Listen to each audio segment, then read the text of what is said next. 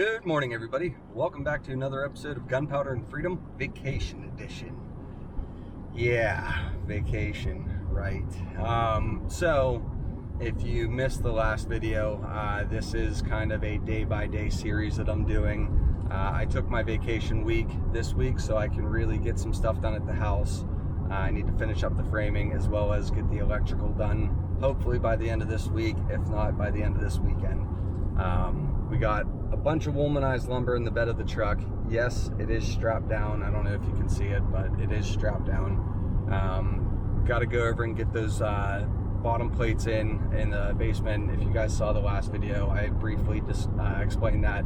At the end of the video, any walls, exterior walls, as well as basement interior walls should be framed on top of a womanized plate. That way, if you ever have any water issues, your bottom plate is supposedly safe.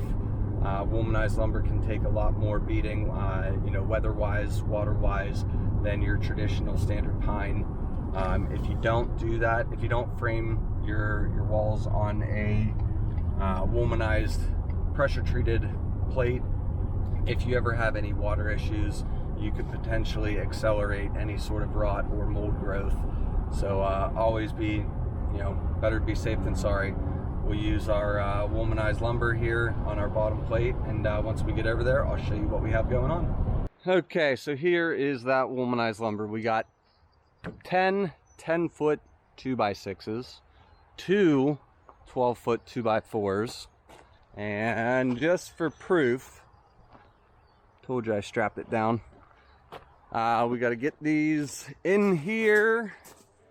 The 2x6s will line the perimeter of the wall, because this wall down to here, wrapping around here, is going to be framed in 2x6, whereas the utility room here and this utility room over here are going to be 2x4. So let's get those in. This is how we're starting off Monday morning, carrying some nice damp heavy lumber.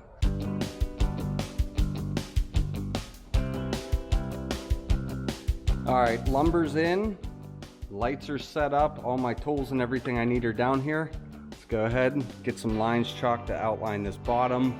We got to figure out what we want to do with this top, as far as do I want this wall tight-ish to this return and bulkhead off here, bring this bulkhead in.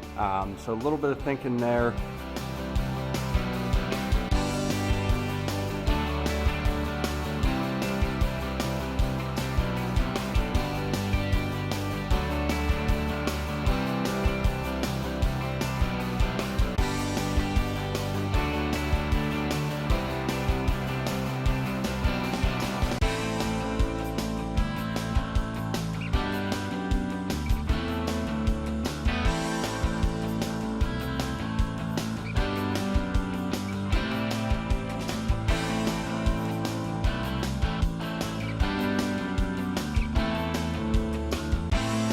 Okay, so we got our bottom plates all situated. Like I said, I am going to go tight to this air return.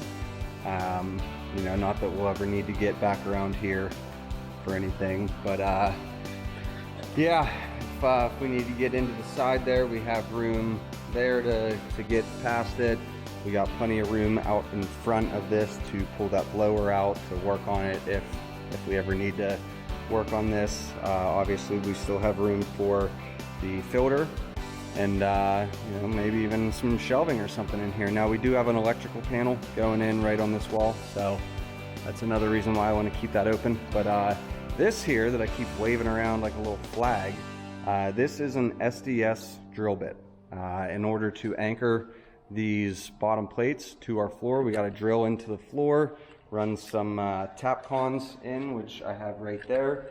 Now, if you remember a couple months ago, we did a radiant floor heating system in this floor. Water piping is over there, and yes, that is water piping that runs all through here.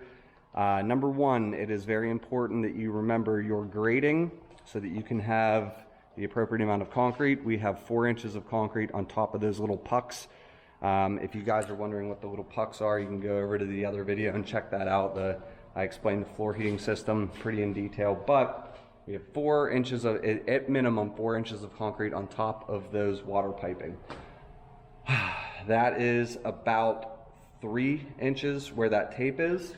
So that's gonna give me an 1.5 inches through the womanized, and then about another 1.5 inches into the concrete, so that our 3-inch Tapcons will anchor that bottom plate to there. Now I have that tape there as my marker, so once I get to the top of the board with that tape, I know I'm good. I don't have to go any deeper and risk drilling into those water pipe, because as soon as you drill into that water pipe, the whole system's ruined.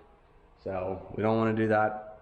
So we'll go ahead, we'll get a hole drilled, flip the plate up, run a bead of glue down, anchor that down, and then drill some more holes and get these bottom plates set, and then we can do our layout.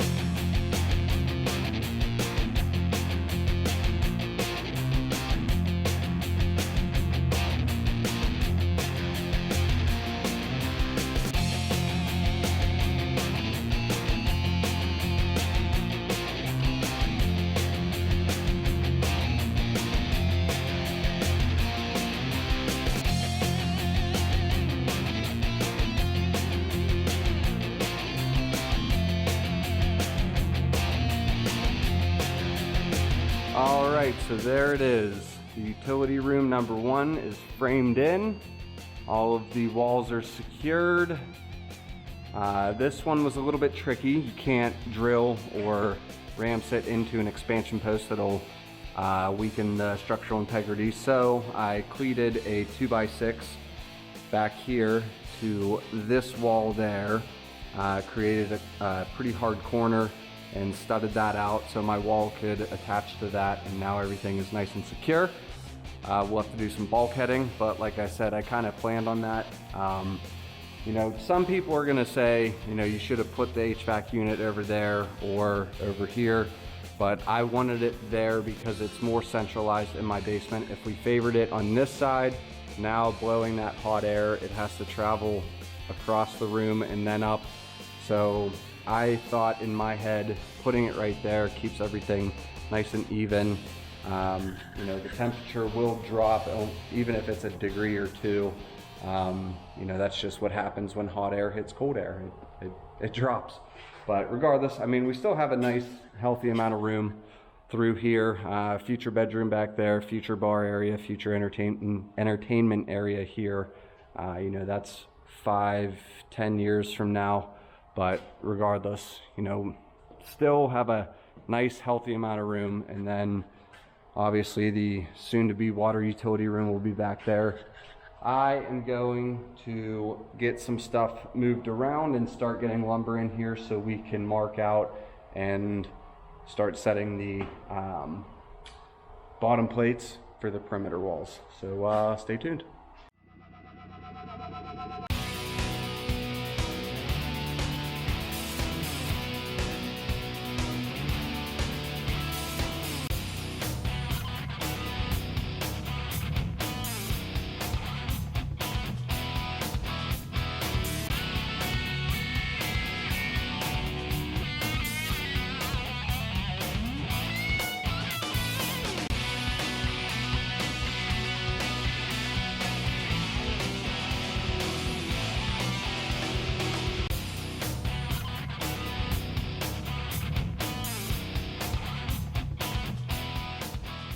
Now I thought I heard air brakes. The first of 2 triaxle loads of number 3s are here.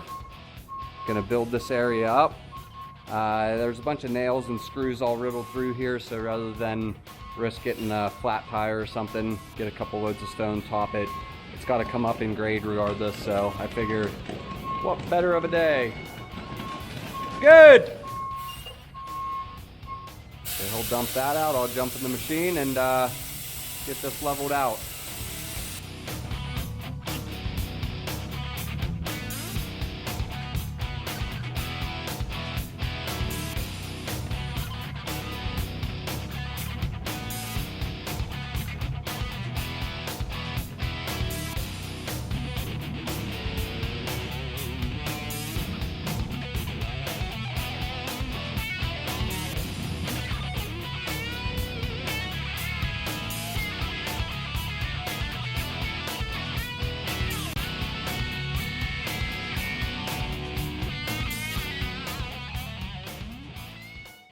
All right, 1 triaxle spread. I brought this up pretty close to the top. Now this will settle over the next few months or so as you know, natural settling occurs and then traffic is coming in and out on it. I did leave these boards on my frost wall boards mainly for protection on that lip. If this stone settles a little bit and now we have a lip there, just kind of rolling tires across it, rolling whatever we're bringing across it, could result in some sort of damage. So leave that board on there as long as you can. You know, that'll come off. I don't know if we'll get any concrete poured outside this year. If that is next year, then it's next year, but you know, at least those frost walls will be protected. So back downstairs to continue our framing, and hopefully we can get more of that banged out before I have to leave.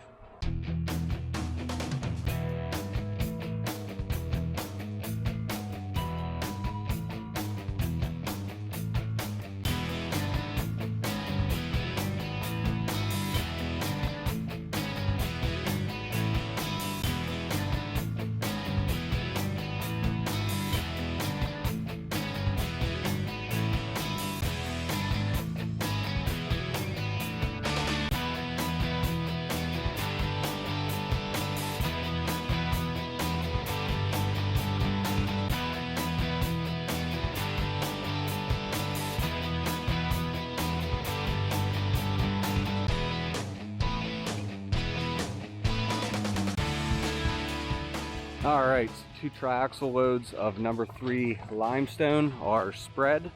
Everything is brought up to almost top of frost wall. There's still maybe like an inch there, but you know, I'm going to be pulling this back at some point in time or topping it with some 2B limestone to get it compact real nice.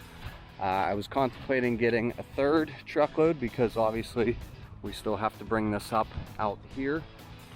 Final grade is going to be approximately 10 to 12 inches below our wellhead here, and but I still have to dig the ditch for the well through here, so I didn't want to get a 3rd load, spread it out past here, and then just dig it back up. So hopefully I can get that done this week or potentially this weekend, because it would be nice to have running water here. All right, so I had to abandon ship here around 3:30, run home, get Ryder, take him out to the vet, ran to Home Depot and got another box of construction adhesive for these bottom plates.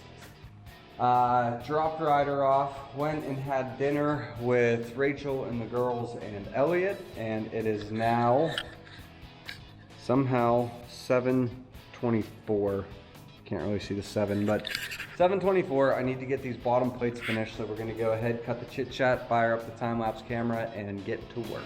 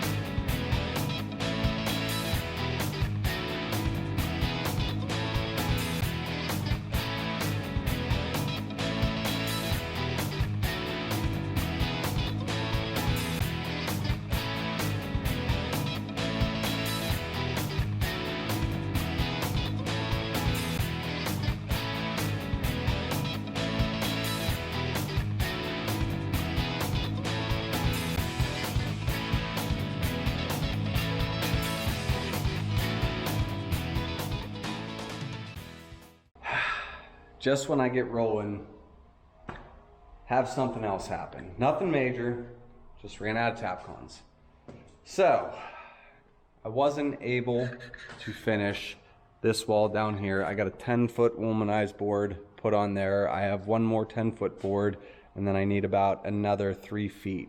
Actually, I think I need about 13 feet to finish that.